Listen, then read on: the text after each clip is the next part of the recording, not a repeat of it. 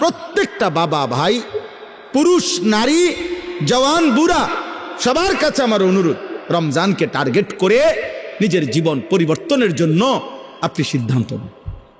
আল্লাহ কোরআনে ওয়াদা দিছে, বান্দা একটা মাস রমজান তুমি যত্ন নিয়া রমজান মাসটা কাটাইবা, সবগুলো গুনাহ ছেড়ে দিবা, আমি আল্লাহ তাআলার হুকুমগুলো পালন করবা। আমি আল্লাহ ওয়াদা দিলাম, লাআল্লাকুম তাত্তাকুন, এক মাসে তোমাকে মুত্তাকি বানায় দেব, জান্নাতি বানায় দেব, বানায় দেব। আল্লাহ তাআলা বলছেন, আল্লাহ কোরআনে বলছেন, বান্দা তুমি মনে রেখো, কোনোভাবে রমজান বলতে আমি কঠিন কিছু তোমার উপরে চাপাই নাই। ইউরিদুল্লাহু বিকুমুল ইউসরা ওয়ালা ইউরিদু বিকুমুল উসরা। কোরআনে আল্লাহ বলছেন, রমজানের কথা বলতে গিয়ে আল্লাহ বলছে, বান্দা মনে করো তোমার জন্য আমি কি কি দিছি রমজানে। স্বাভাবিক সারা বছরের নেক আমল তো আছেই, বাকি নতুন করে কি দিলাম? এক নম্বরে ধরে নেন, নতুন করে আল্লাহ তাআলা রমজানে আমাদেরকে কি দিলেন? এক মাসের রোজা, রোজা রাখতে হবে। 2, প্রতিদিন তারাবি পড়তে হবে। 3, ইফতার করতে হবে। 4, রাত্রিবেলা সাহারি খাইতে হবে। 5, শেষ দশকে এতেকাফ করতে হবে। 6, শেষ দশকের বেজর রাত্রিগুলোতে সবে কদর তালাশ করতে হবে। আর কি? আর পুরাটা মাস গুনাহ থেকে বাঁচতে হবে। আল্লাহ তাআলার নেক আমল, 5 ওয়াক্ত নামাজ, জিকির, তেলাওয়াত, দোয়া, কান্নাকাটি, এর মধ্যে লিপ্ত থাকতে হবে। এই তো কথা। আল্লাহ তাআলা বলেন, বান্দা বিশ্বাস করো, এই যে যা যা দিছি আমি, ইফতার, সাহারি, এতেকাফ, তারাবি, রোজা, নামাজ, আল্লাহ বলে বান্দা বিশ্বাস করো, আমি এই বিধানগুলো সাজাইতে গিয়া, দিতে গিয়ে আমি আল্লাহ নিজে তোমার সহজ যেন হয়, কষ্ট যেন না হয়, আমি আল্লাহ কসম নিজে খেয়াল করেছি।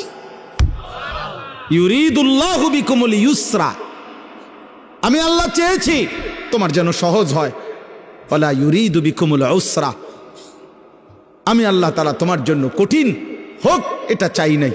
প্রথম যেভাবে বিধান শুরু করছি নবীজির জামানায়, প্রথম রোজার শুরু, রমজানের শুরু, ওইখান থেকেও আমি বান্দা সহজ করতে করতে করতে বর্তমানের অবস্থায় আনছি। শুধু কমাইছি, বাড়াইছি না, শুধু কমাই আনছি। সংক্ষেপে বলি, প্রথম রাসূলুল্লাহ সাল্লাল্লাহু আলাইহি সাল্লামের জামানায় রোজা এর বিধান ছিল কি? এর বিধান ছিল, মৌলিক নিয়ম ছিল যে নবীজির জামানায় প্রথম রমজানের রোজা রাখার নিয়ম ছিল সুবহে সাদিক থেকে, মানে সকালবেলা যেই ভোরের টাইম, সুবহে সাদিক থেকে রোজার টাইম শুরু হইতো। সন্ধ্যা হইলে, সূর্য ডুবলে, মানে আমরা যখন ইফতার করি তখন ইফতার খাওয়ার অনুমতি ছিল। কিন্তু তখন রোজা ছিল কেমন, মানে আমাদের নবীজির জামানায়, সাহাবাদের জামানায় রোজার বিধান ছিল এরকম যে সন্ধ্যা হইলে ইফতারির টাইমে যতক্ষণ পর্যন্ত সজাগ থাকবে, মানে আরেকবার ঘুম না যাবে, ততক্ষণ পর্যন্ত আপনার সে খাবার দাবার, স্ত্রীর সাথে মিলামিশা সব করতে পারবে। কিন্তু সন্ধ্যার পর থেকে নিয়ে যখনই ঘুমায় যাবে, ঘুম আইসা গেলে নতুন রোজা শুরু। মনে করেন এখন যদি সন্ধ্যা 6টা বাজে ইফতার করলাম, এখন সজাগ যতক্ষণ, খানার টাইম এতক্ষণ, বুঝেন নাই হিসাবটা? সজাগ যতক্ষণ এতক্ষণ। 8টা বাজে ঘুমায় গেছে, রোজা শুরু। বা মাগরিব পড়ে বলে কদ্দুর শরীরটা ভাল লাগতেছে না, সারাদিন ব্যস্ত ছিলাম, একটু শুইছে, রোজা শুরু। এটাই ছিল বিধান, এটাই নবীজির জামানা ছিল। কিন্তু এইটুকুর কারণে সাহাবাদের কষ্ট হইতেছিল। কি কষ্ট? দেখা গেছে অনেকে সন্ধ্যাবেলা ইফতারের সময় হয়তো সামান্য মাত্র পানি পান করছে, বা 2টা খেজুর খাইছে, অথবা খায় নাই, এরই মধ্যে মাগরিবের নামাজ পড়ে ক্লান্তিতে ঘুম চলে আসছে, এই কারণে আর খাবার খাইতে পারে নাই। সারা রাত্র আবার নতুন রোজা শুরু হয়ে গেছে, পরের দিন আবার সন্ধ্যার সময় খাবার অনুমতি। তো ফলে একদিন একজন সাহাবী সন্ধ্যাবেলায় খাইতে পারে নাই, ফলে ঘুমায় গেছে। নতুন রোজা শুরু হয়ে যাওয়াতে আগের দিনের পুরা রোজা, সারা রাত্রের রোজা, পরের দিন দুপুরবেলা হযরত কাইস ইবনে সারমা আল আনসারী রাদিয়াল্লাহু তাআলা আনহু তিনি বেহুশ হয়ে গেছেন। একেবারে। তো আল্লাহ তাআলা দেখছে আমার বান্দার তো কষ্ট হইতেছে, তো আল্লাহ তাআলা পুনরায় আবার বিধান নাজিল করে এই কোরআনের মধ্যে আল্লাহ আবার বলছে, ঠিক আছে বান্দা, আরো কমায় দিলাম। এখন সুবহে সাদিক থেকে সূর্য অস্ত পর্যন্ত, এই সন্ধ্যা পর্যন্ত, এই পর্যন্ত রোজা রাখো। সন্ধ্যার পর থেকে, সূর্য ডুবার পর থেকে পরবর্তী সুবহে সাদিক পর্যন্ত সারা রাত্র এইবার ঘুমাও আর সজাগ থাকো। খাবার দাবার, স্বামী স্ত্রীর মিলামেশা, সব কিছুর অনুমতি পূর্ণ দেওয়া হইল। ঘুমাইলেও অনুমতি আছে, না ঘুমাইলেও অনুমতি আছে। আল্লাহ তাআলা বলে, তবুও আমি চাই তোমার যেন কষ্ট না হয়। ইউরিদুল্লাহু বিকুমুল ইউসরা, আমি কষ্ট দিতে চাই না। ইবান কি মায়া করে মালিক বলছে, মা জাআলা আলাইকুম ফিদ্দীন মিন হারাজ। আল্লাহ বলে, বান্দা, দ্বীনের নামে, ইসলামের নামে, কোরআনের নামে, শরীয়তের নামে, বিধানের নামে আমি আল্লাহ তোমাদের উপরে একটা কষ্ট আমি দেই নাই। আমাকে মানতে গিয়ে তুমি বান্দা কষ্ট পাইবা, আমি এমন মালিক না। আমি রাউফ, আমি রাহিম, আমি রহমান। আমি সব জানি আমার বান্দার ভেতর বাহির, যোগ্যতা কদ্দুর, দুর্বলতা কদ্দুর, সক্ষমতা কতটুকু। আমি যুবকের আর বৃদ্ধের হুকুম বরাবর করি নাই। আমি আল্লাহ তাআলা এরপরে দেখেন, আল্লাহ বলছে, বান্দা আচ্ছা ঠিক আছে। এরপরে আরো শোনো, দুইবার আল্লাহ বলছে, দুইবার রোজার কথা বলতে গিয়ে বলছে, ফামান কানা মিনকুম মারিদান আও আলা সাফারিন ফাইদ্দাতুম মিন আইয়ামিন উখার। শোনো, তোমরা যারা প্রচন্ড অসুস্থ, যে অসুস্থতার কারণে রোগ বেড়ে যাবে, রোজা রাখলে কোনোভাবেই পারতা না, ঠিক আছে ছেড়ে দাও। যখন সুস্থ হইবা তখন এই রোজাগুলো কাজা করো। তোমরা যদি দূরের লম্বা সফরে মুসাফির হও, তাহলে যদি প্রচন্ড রৌদ্র, প্রচন্ড পেরেশানির কারণে তুমি মনে করো যে কষ্ট হবে, তো আল্লাহ তাআলা বলে, ঠিক আছে, রমজানের রোজা এটা ছেড়ে দিও। তুমি অন্য টাইমে যখন বাড়িতে ফিরবা তখন কাজা করে নিও। আমি চেয়েছি তোমার সহজ, আমি চেয়েছি তোমার সহজ, আমি বান্দা চেয়েছি তোমার সহজ। আল্লাহ নবী সাল্লাল্লাহু আলাইহি সাল্লাম বলছে, উম্মত ইফতার তাড়াতাড়ি করে কইরো। আল্লাহ নবী বলছে, উম্মত সেহরি দেরি করে খাইও, মানে কষ্ট যাতে না হয়। ইফতার করো তাড়াতাড়ি, যাতে সময় হইছে সাথে সাথে ইফতার করো, এর মধ্যেই বরকত। সাহারি দেরি করো, যেন লাস্ট টাইমে নিয়ে খাও, কোনো অসুবিধা নাই, যাতে করে তোমার কষ্টের মাত্রাটা কম হয়। মানে সব মিলাইয়া রব্বুল আলামিন চেয়েছেন আমার বান্দার যেন আরাম হয়, কষ্ট না হয়। ইউরিদুল্লাহু বিকুমুল ইউসরা ওয়ালা ইউরিদু বিকুমুল উসরা। একদিকে তো সহজ করার জন্য এত ব্যবস্থাপনা করেছেন, আবার আরেক দিকে নেকি। আল্লাহ তাআলা যেন বললেন, রমজানের এক একটা মুহূর্ত আমি স্বর্ণের দামে না, রূপের দামে না, মণি মুক্তার দামে না, বরং আসমান জমিনটাকে যদি 112 দাম ধরো, আসমান জমিন পুরা সৃষ্টির, সেটার যেই দাম আসবে, আল্লাহ বলে তার চাইতে কোটি গুণ বেশি দামে আমি রমজানের এক এক মুহূর্ত তোমাকে দিলাম। চাও, সেকেন্ড কোটি কোটি গুণ দামি বানাই দিলাম। 1/70, এটাও বলছি প্রাথমিক, এটা বলছি স্বাভাবিক হিসাব, 1/70। কিন্তু মূলত হইল আল্লাহ তাআলা এই 70 লেখবার আগেও ফেরেশতাদের আল্লাহকে জিজ্ঞেস করে, আল্লাহ আপনার বান্দার রমজানের এই নেকিটা 70 লিখতামনি। আল্লাহ বান্দার দিকে তাকাইয়া যখন দেখে গুনাহ থেকে মুক্ত, আল্লাহর জিকিরে তার জিহ্বা ভিজা, আল্লাহর মহব্বত তার কলিজার মধ্যে, সুন্নাত মোতাবেক তার জীবন, আল্লাহ তখন বলে, না 70 না, 700 লেখো, 700, 7,000 লেখো, 70,000 লেখো, 7 লক্ষ লেখো, 70 লক্ষ লেখো, 7 কোটি লেখো, 70 কোটি লেখো, 70,000 কোটি লেখো। এক সেজদা একবার সুবহানাল্লাহ বললে আল্লাহ বলে, লেখো 70,000 কোটি সুবহানাল্লাহ লেখো। কোন বেলায় আল্লাহ মহব্বতের জোশে, আল্লাহ তার মায়ায় আল্লাহ বলে, ফেরেশতা তুমি লিখো না, আকতুবু, আমি আল্লাহ নিজেই লিখবো। এই নেকি তুমি দিয়া পারতা না, আমি দেবো আমার বান্দার নেকি। বলেন বাপ, বলেন। আহা মুসলমানের সন্তান, যদি তোমরা বুঝতা যে তোমাদের মালিক তোমাদের প্রতি কি পরিমাণ খেয়াল করেছে, রাসূলুল্লাহ সাল্লাল্লাহু আলাইহি সাল্লাম আমাদের প্রতি কি পরিমাণ খেয়াল করছে। আর দুর্ভাগ্য হলো আমরা যারা আমাদেরকে 24 ঘন্টা ধ্বংস করে দেওয়ার জন্য লিপ্ত, সেই ইহুদি, সেই খ্রিস্টান, সেই নাস্তিক, সেই মুরতাদ, সেই বেঈমান, তোমরা যুবক তাকাইয়েই আছো তাদের দিকে। চুল তোমার বেঈমানের মতো, যে তোমারে গুলি করতে চায়। চেহারা সুরত তোমার বেঈমানের মতো, যে বেঈমান তোমাকে গলা টিপে মেরে ফেলতে চায়, মেরে ফেলতে চায়। বলেন, পৃথিবীর একটা বেঈমান, ইউরোপের একটা দেশ, কোন দেশ কিংবা দেশের কোন প্রেসিডেন্ট কিংবা কোন দেশের কোন মানবতাবাদী কোন ব্যক্তি আজ পর্যন্ত বলেছে কিনা যে মুসলমানকে আমি কলিজা দিয়া ভালোবাসি? হ্যাঁ, তাহলে যে আমারে ঘৃণা করে, যে আমারে ধ্বংস করতে চায়, যে আমারে 24 ঘন্টা আমার জাতি, আমার গোষ্ঠী, আমার সম্প্রদায়, আমার কওমকে যে ধ্বংস করে দিতে চায়, সে আমার প্রিয় হবে কেন? আল্লাহ আমাদেরকে বুঝ দান করেন। অতএব আজকে আমার এতটুকুই কথা শেষ। আমি প্রত্যেকের কাছে অনুরোধ করলাম, রমজান মোমেনের জন্য ভিন্ন কিছু, আখেরাত প্রত্যাশীর জন্য রমজান আলাদা কিছু, আলাদা কিছু। যার আখেরাত দরকার তার জন্য রমজান অনেক কিছু।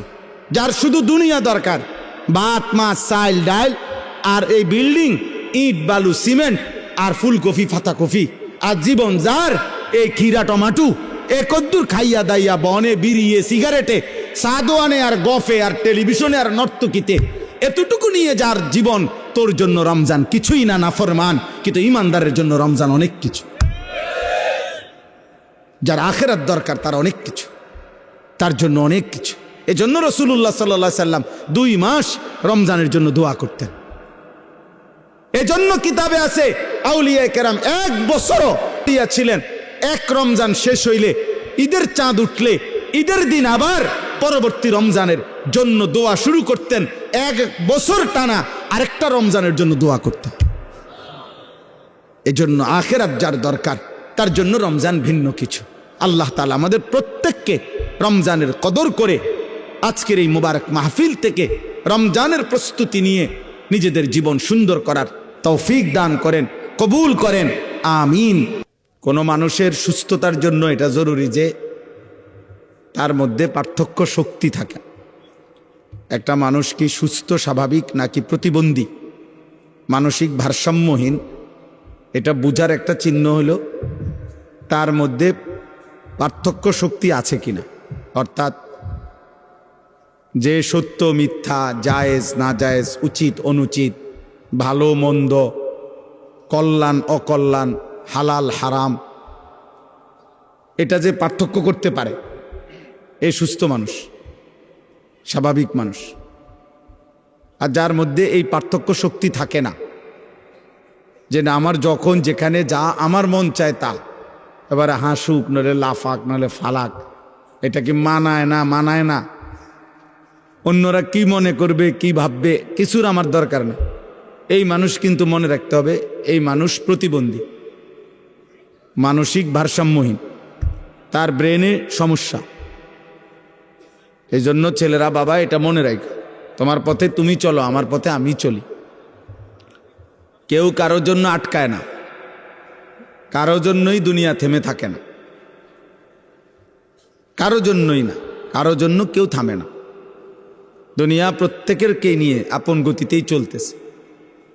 ওয়াকুল্লুম ফি ফালাকিন ইয়াসবাহুন, সব কিছু একটা নির্দিষ্ট গন্তব্যের দিকেই চলতেছে। আল্লাহ তাআলা বলছে প্রত্যেকটা সৃষ্টি, আল্লাহর সমস্ত সৃষ্টি। অতএব কারো জন্য, কারো হাসি, কারো কান্না, কারো মৃত্যু, কারো জন্মগ্রহণ, কোনো কিছুতেই পৃথিবীর ঘন্টা মিনিট সেকেন্ড থামে না। মরলেও ঘড়ির কাঁটা চলে, বাচ্চা জন্ম নিলেও ঘড়ির কাঁটা চলে, এবং আমরা আমাদের নির্দিষ্ট সময় পার করে প্রতিনিয়ত চলেই যেতে হবে, এটাই স্বাভাবিক। এই জন্য কেউ সেজদা দিতে দিতে যদি আব্দুল কাদের জিলানিও হয় তারও মৃত্যু হবে। কেউ যদি নাফরমানি করতে করতে, অসভ্যতা করতে করতে ফেরাউন নমরুদ হয় তারও মৃত্যু হবে। এটা সহজ বিষয়, কোনো ঘন্টা মিনিট সেকেন্ড থেমে থাকে না। শনিবার রবিবার হয়, রবিবার সোমবার হয়, জানুয়ারি ফেব্রুয়ারি হয়, রাত দিন হয়, দিন রাত হয়, সকাল দুপুর হয়, দুপুর বিকাল হয়, এই ঘুরতেই আস, চলতেই আস, চলতেই আস।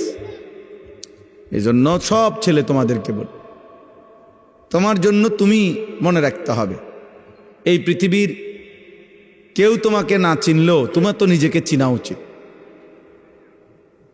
সবার জন্য এটা উচিত, আমি আপনি সবার জন্য আত্ম উপলব্ধি বড় নিয়ামত। আমি আমাকে চেনা, আমি আসলে মানুষ না জানোয়ার। যদি মানুষ হয় তাহলে পার্থক্য কি জানোয়ারের সাথে? 2 নম্বর হলো আমি কি মুসলমান না অমুসলমান। যদি আমি মুসলমান হই তাহলে অমুসলমানের সাথে আমার পার্থক্য কি? শুধু মুখে আমি বলছি আমি মুসলমান, এতটুকুই যথেষ্ট? কোরআনুল কারীমের মধ্যে আছে, আল্লাহ তাআলা বলছেন, ক্বালাতিল আ'রাবু আমান্না কুল লাম তু'মিনু ওয়ালাকিন কুলু আসলামনা ওয়ালাম্মা ইয়াদখুলিল ঈমানু ফি কুলুবিকুম। আল্লাহ তাআলা বলেন, মক্কার কিছু বেদুইন মানুষ নবীজির সামনে আইসা বলতো, মুহাম্মদ আমরা ঈমান এনেছি, আমরা মুমিন। আল্লাহ তাআলা বলেন, আপনি তাদেরকে বলে দেন যে না, তোমরা ঈমানদার নও।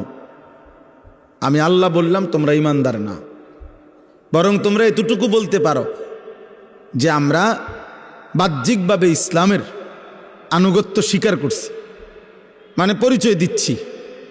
ওয়ালাম্মা ইয়াদখুলিল ঈমানু ফি কুলুবিকুম, এখনো তোমাদের অন্তরে ঈমান প্রবেশ করে নাই, আল্লাহ বলছে।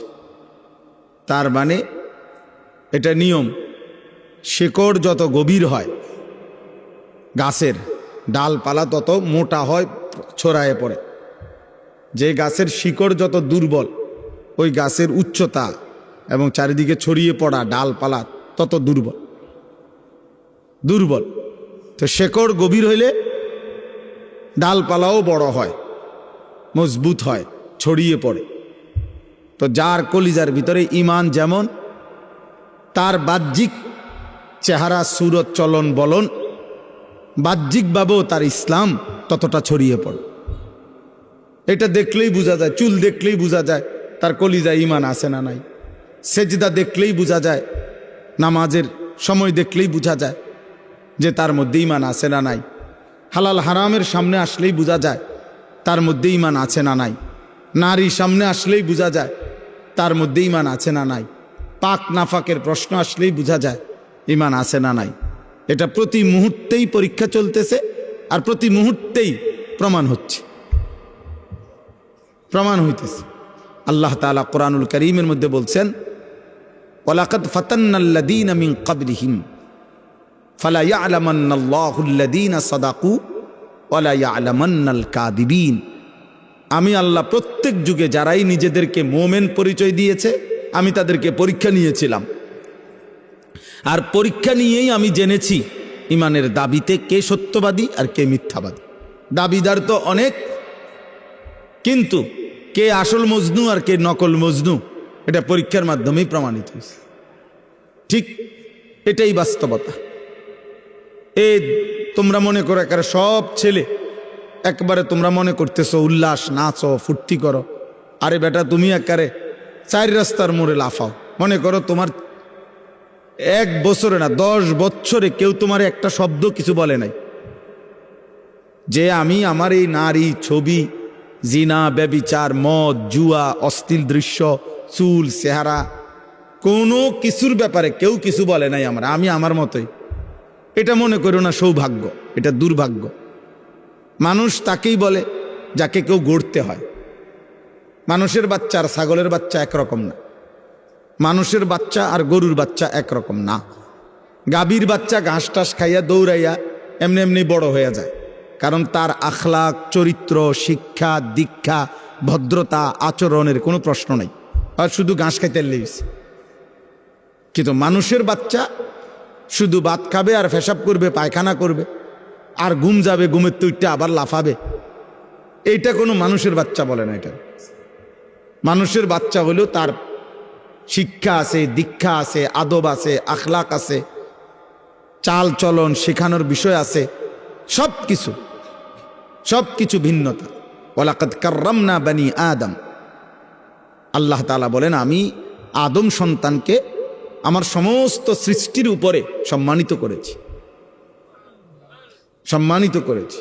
ওদের সকল সৃষ্টির চাইতে ভিন্ন। মানুষকে গরু ছাগলের মতো না, বরং মানুষ ভিন্নতা আছে।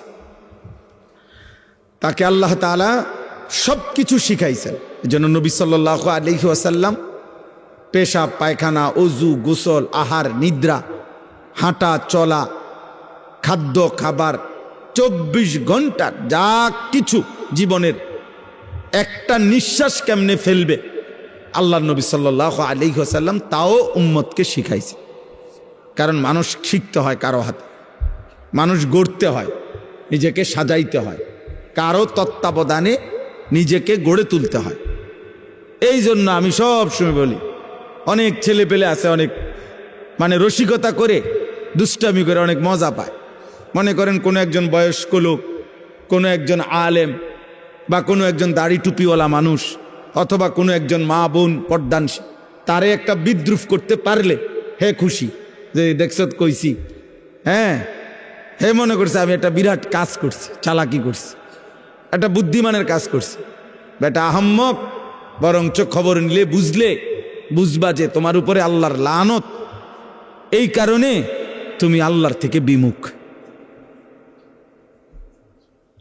তোমার উপরে অভিশাপ মূলত।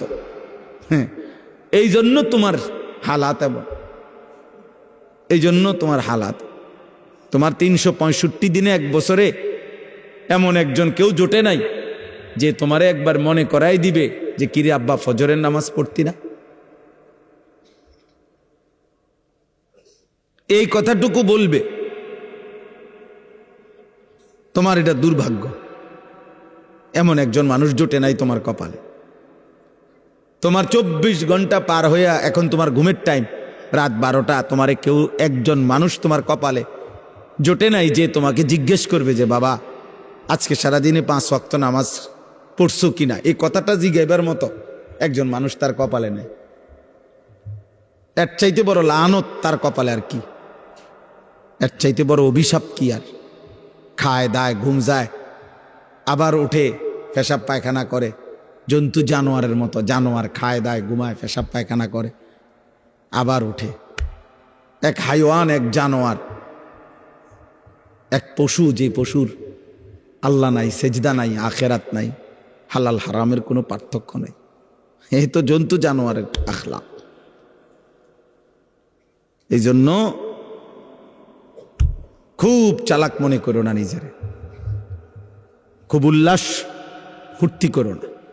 বললাম অনেক ছেলে, আমি প্রায় এটা ভাবি, অনেক ছেলে আছে মনে করে খুব বুদ্ধিমান। আরে বুদ্ধিমান না বেটা, তোর বদনসিব বেটা, তোর বদনসিব বেটা,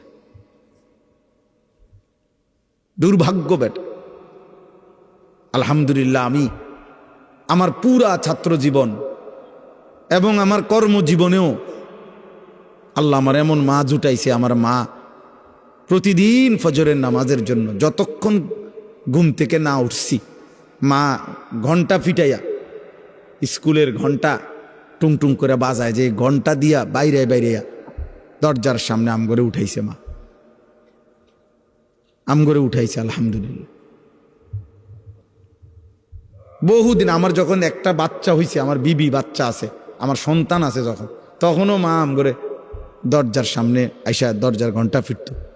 কইতাম মা উঠছি তো, কইতো না উঠ, দরজা খোলো, লাইট জ্বালাও। শোয়ার থেকে উঠছি তো কইলে হইতো না। তাহলে এটা সৌভাগ্য আমার জীবনে, আমার জীবনে সৌভাগ্য যে আমি ছাত্র জীবনে আমার বড় ভাই আমার দিকে বারবার খেয়াল রাখছে। আমি চুল কাটে আসছি তো বড় ভাই হাত দিয়ে দেখছে, চুল সমান হয়েছে না, বলছে আবার যাও। 3 বার চুল কাটাইছে, একবারের চুল। আলহামদুলিল্লাহ, বিনিময়ে ঠকি নাই। এই জন্য সবাই মিলে এটা ভাবা দরকার। ছেলেরা, কারো জন্য কেউ আটকায় না। আমি আবারও বললাম, তুমি নষ্ট হইতে হইতে ফচ্চা যদি গন্ধ ছোঁড়ে, নারী দেখতে দেখতে, উলঙ্গ ছবি দেখতে দেখতে, অশ্লীল দৃশ্য দেখতে দেখতে, বেহায়াপনা, অসভ্যতা, মদ, জুয়া, বন্ধুদের অসৎ আড্ডা, নোংরা কথাবার্তা কইতে কইতে ফোঁচাও যদি যাও, গন্ধও যদি ছোটে, তোমার এটাই না ধরার মতো টাইম মানুষের হাতে নাই। মানুষ খুব ব্যস্ত, প্রচন্ড ব্যস্ত মানুষ, সবাই ব্যস্ত। যে যে লাইনে গুনার কাজ যারা করছে তারাও খুব ব্যস্ত, নেকের কাজ যারা করতেছে আলহামদুলিল্লাহ এখন তারাও খুব ব্যস্ত। ওই যে আমি মৌলানা সাহেবকে কইলাম যে ভাই আপনি উনি মহব্বত করেই বলতে চাইতেছে, তা আমি বললাম না ভাই আপনি আমার এতক্ষণ লাগাই আমার নাম করবেন, আমার এই টাইম দেওয়া নাই।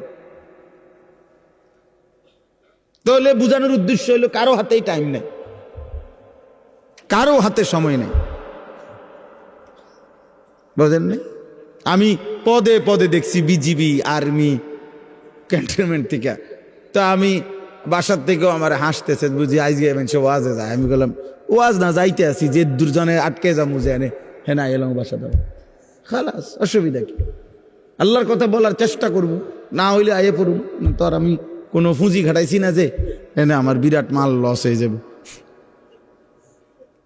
বুঝছেন না? গতকালকে রাত্রে টাঙ্গাইল থেকে আসছি, তখন জায়গায় জায়গায় আর্মি গাড়ি চেক করছে, ব্যাগ চেক করছে, সব চেক করছে, আবার সালামও দিছে, দোয়াও চাইছে, চেকও করছে। ঠিক আছে ভাই, ঠিক আছে। এজন্য বললাম আব্বা, মানুষ প্রচন্ড ব্যস্ত, প্রচন্ড ব্যস্ত। মানুষের মধ্যে এখন দুনিয়া, মানুষের উপার্জনের চাহিদা বেড়ে গেছে, কর্মের বিভিন্ন সুযোগ বেড়ে গেছে এবং টাকা পয়সার প্রয়োজনও বেড়ে গেছে। আমি প্রায় বলি, আগে এক বাড়ির মানুষ ছিল 20 জন, টয়লেট বাড়ির ওই কোনাত একটা দিয়ে সারত, বেডিউত সবাই। অহন 6 রুম, 6টাই বাথরুম। হ্যাঁ, অ্যাটাচড বাথরুম না? তাহলে এখন এই বেচারা 6টা বাথরুমের 4টা বাথরুম যদি করতে হয় তার বিল্ডিংটার ভিতরে, তাহলে কি পরিমাণ স্যানিটারি মালামাল দরকার, তাহলে অনেক টাকা দরকার। অর্থাৎ যেখানে একটা ঘরের চাহিদা 5 লাখ টাকায় পূরণ হইতো, কথার কথা, সেটা এখন 20 লাখ টাকায় পূরণ হয় না। তাহলে মানুষের এই 15 লাখ টাকার যে ঘাটতি, কমতি, এটা উপার্জনের জন্য তাকে আরো ব্যস্ত, বেশি পরিশ্রম করতে হচ্ছে। হালাল হারাম তো পরে, মানে মেহনত করতেছে সবাই, টাকা দরকার আরো। দুনিয়া স্বাভাবিক চলতে হইলে আরো দরকার, আরো দরকার। এই জন্য আমি বলি আর কি, মূল কারণ কিন্তু এটা।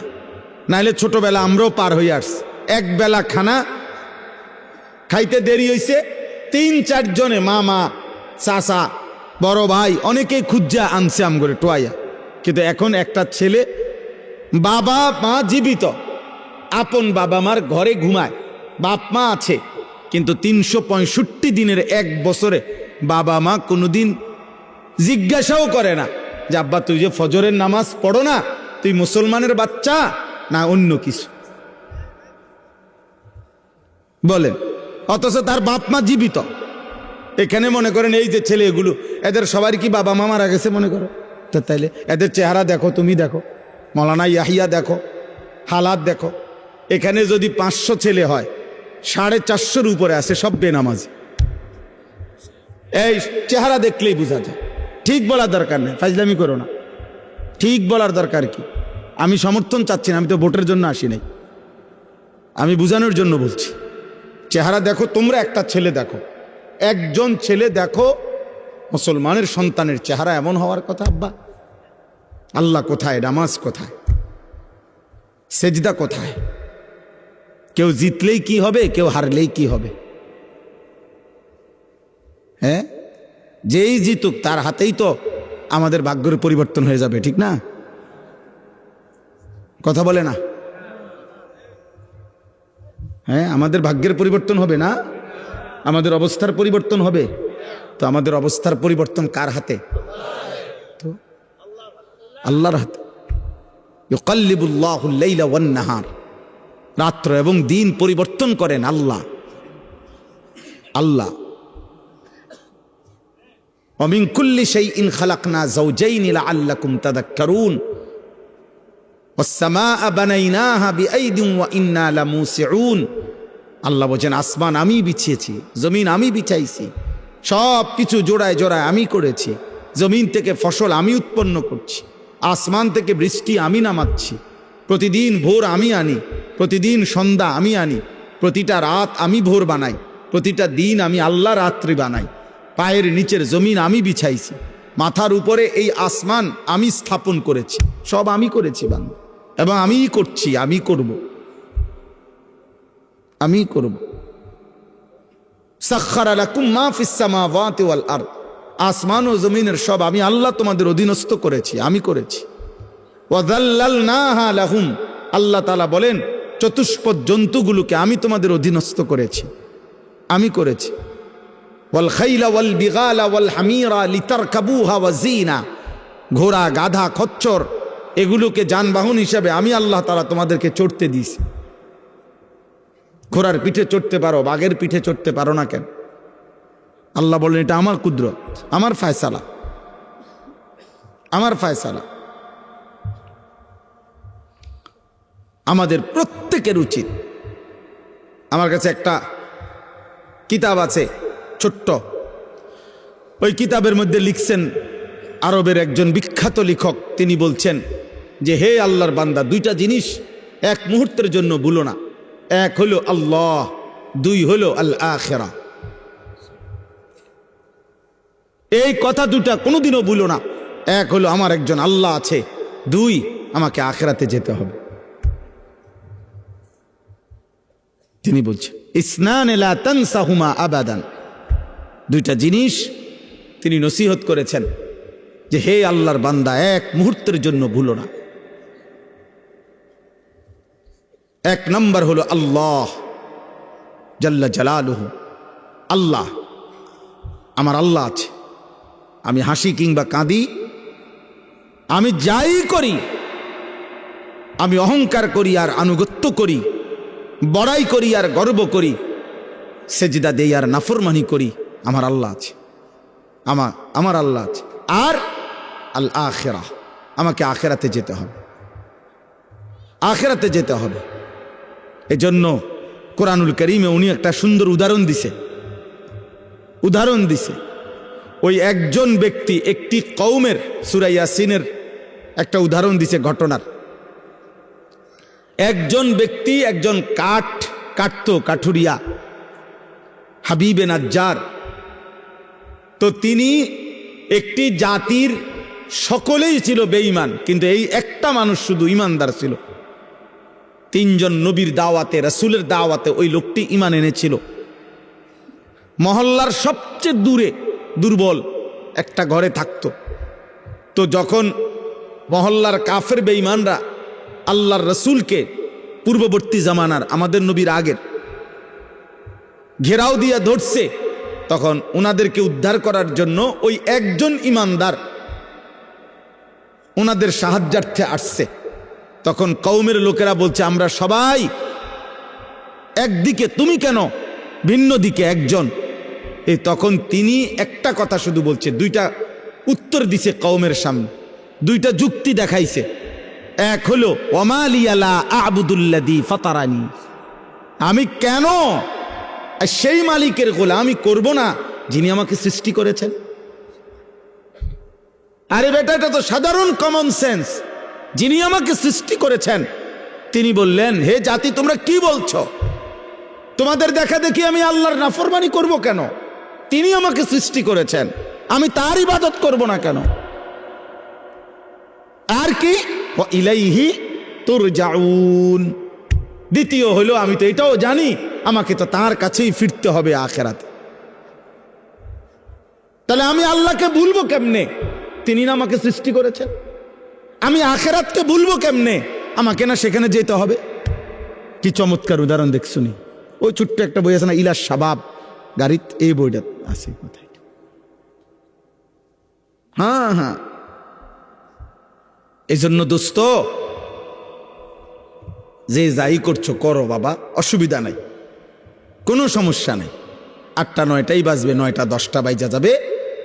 একদিন তুমি আমি সব এই পৃথিবীর অনেক হাসি কান্না, অনেক প্ল্যান প্রোগ্রাম পরিকল্পনা, অনেক স্বপ্ন, অনেক ইচ্ছা আকাঙ্ক্ষা, এগুলাকে দুনিয়াতে রেখেই তুমি আমি আস্তে আস্তে ধীরে ধীরে সময়ের ব্যবধানে কবরে চলে যাও, কবরে চলে যাবে।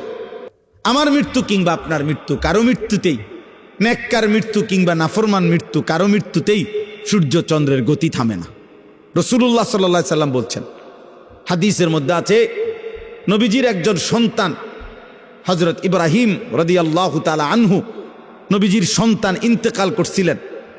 তো সেদিন চন্দ্রগ্রহণ লাগছে, চন্দ্রগ্রহণ হয়েছিল। তো সাহাবারা কেউ কেউ মন্তব্য বা কেউ কেউ বলছে নিশ্চয় নবীজির সন্তানের বিরহে চন্দ্রগ্রহণ লাগছে।